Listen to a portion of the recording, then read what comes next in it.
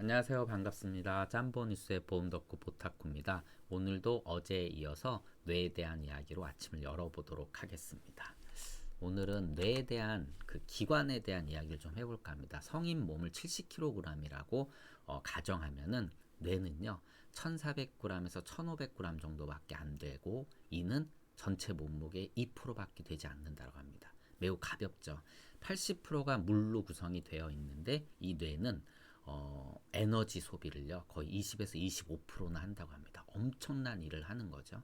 그리고 이 뇌에는 전체 인간 몸의 전체 혈류량의 15%가 여기를 지난다고 합니다. 그러니까 굉장히 중요하고 많은 일을 하는 기관이라고 우리가 짐작할 수 있는데 자료를 보게 되면 신생아의 뇌무게는 400g 정도 된다고 합니다. 조금씩 커지면서 20세쯤에 완성이 된다고 하고요.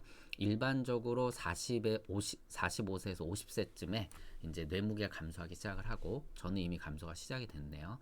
그리고 80대 중반 이후에는 18살 때의 뇌에 비해서는 11%나 무게가 감소한다고 합니다. 물론 사람마다 다르겠지만 그리고 몸에서 대사작용이 가장 왕성한 곳이다.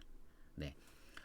대사작용이 가장 왕성한 곳이다. 앞서 말씀드린 것처럼 에너지를 가장 많이 쓴다. 그러면 뇌를 많이 쓰게 되면 그만큼 또 다이어트를 빨리 할 수 있는 효과도 분명히 있을 것 같습니다. 그리고 여자 뇌의 무게가 일반적으로 남자 뇌보다 작다라는 것이 일반적이다라고 합니다. 그런데 작다고 해서 이 뭐 우리가 흔히 얘기하는 IQ 뭐 이런 게 나쁘다 이렇게는 얘기할 수 없다고 합니다. 같은 성별 안에서는 이게 어느 정도 적용이 되지만 즉 뇌가 크면 머리가 좋다 이런 게 성립이 되지만 성별이 다를 경우는 이게 성립이 안 된다고 하더라고요. 보통 요거는 이제 뭐 상식적인 얘기고요. 이 뇌는 산소 부족에 매우 민감합니다. 당연한 거죠.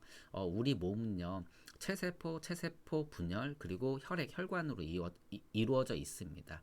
당연히 체세포 분열을 잘하려면 또 이를 잘하려면 혈액이 하는 역할 즉 산소와 영양분을 잘 공급해야 되고 이걸 잘하려면 또 혈관이 깨끗해야 된다라고 말씀드렸는데 무튼 전체 혈액량의 15%가 일로 흘러 들어가고 에너지는 20에서 25%를 쓴다고 하니까 당연히 산소 공급이 안 되면 큰일 나는 거죠. 뭐 예를 들어서 우리 UFC 같은 이제 이 싸우는 이러한 스포츠를 보게 되면 초크라고 해서 목을 조르는 그런 이제 기술이 있는데 이 기술을 사용하다 보면 뭐 이렇게 탭을 쳐서 이제 나 이제 포기한다, 뭐 기법한다라고 하는데 가끔은 기절하는 경우를 볼 수가 있습니다. 그리고 뭐 특히 관자놀이 맞아서 기절하는 경우도 볼 수 있고요. 저도 예전에 관자놀이를 맞고 기절한 적이 있는데 정말 요만큼 기억이 없어지더라고요.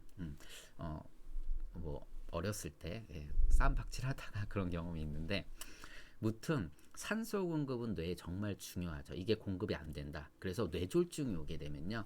1분 안에 몇 개의 세포가 죽냐면 거의 170만 개, 190만 개의 세포가 죽는다라고 합니다. 그러면 뭐 우리가 흔히 얘기하는 골든타임이 매우 중요하겠죠. 빨리 처치를 하는 게 정말 중요하겠죠. 1분마다 그 많은 세포가 죽어나가면 손상을 입게 되면 조금만 시간을 끌게 되면 당연히 살아있더라도 후유증이 생길 수밖에 없는 겁니다. 그래서 앞서 말씀드린 것처럼 1000억 개의 세포로 구성이 되어 있고 이걸 1년으로 나오면 45,000개. 이 정말 많은 일을 합니다. 그리고 당연히 뇌는 약하니까 두개골이 보호를 하고 있는 거고요. 그리고 뇌는 뭐 크게 대뇌와 소뇌 뇌간으로 구분을 한다. 뭐 요런 부분에 대해서는 나중에 한번 블로그 읽어보시고 여기 대뇌피질이라는 게 있는데 이게 이제 기억을 담당하는 그런 기관이래요. 이게 2에서 보통 4mm 정도 되는데 이게 점점 나이가 들면 여기가 좁아지면서 여기가 신경세포가 모여 있는 곳인데 그러면서 기억력이 떨어지는 것이라고 합니다.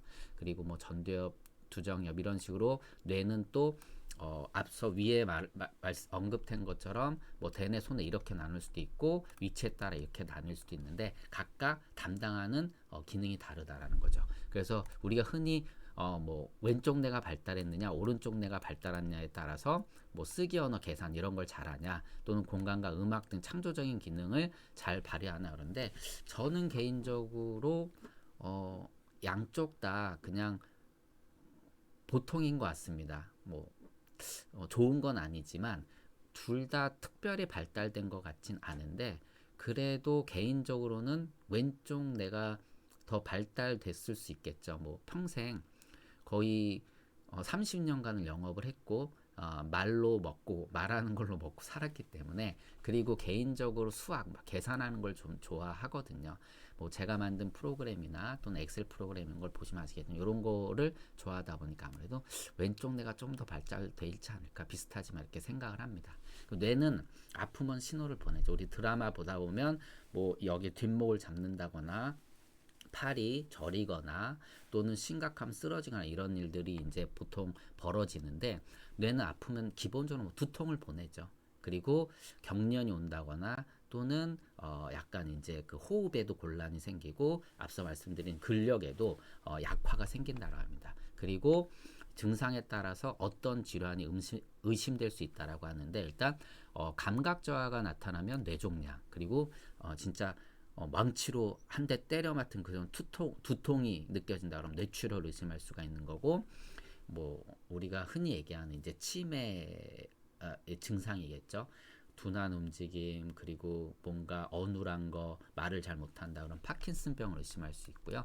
일어날 때 순간적으로 예를 들어서 아찔하다, 뭐 그럴 때 있지 않습니까? 또는 현기증을 느낀다 그러면 기립성 저혈압을 의심할 수도 있다라고 합니다. 이것은 다 아시다시피 뇌로 가는 혈관이 막히거나 문제가 생겨서 산소 공급이 제대로 안 되다 보니까 결국 에너지가 제대로 전달이 안 돼서 이런 이제 현상들이 나타난다라고 하는데, 뭐 위치나 또는 어떤 압력 또는 어느 정도 퍼져 있느냐, 이런 걸 이제 뭐 스펙트럼이라고 하는데, 이런 거에 따라서 다양한 질환으로 발전될 수 있기 때문에 이런 걸 의심해 볼 필요가 있다라고 얘기를 합니다. 뭐 뇌질환은 제일 위험한 게, 걱정스러운 게 조금 이런 자각 증상이 왔을 때 이를 무시하거나 없었던 일, 뭐 피곤해서 이렇게 생각하고 무시하는 게 가장 위험하다라고 합니다. 그래서 이런 증상이 좀 오신다라면, 뭐 예를 들어서 두통이 왔는데 약을 먹어도 이게 잘 해결이 안 돼? 그러면 그때는 병원을 꼭 찾아보시는 게 좋다라고 전문가들이 얘기를 합니다. 오늘은 이렇게 이야기하면서 마치도록 하겠습니다. 고맙습니다.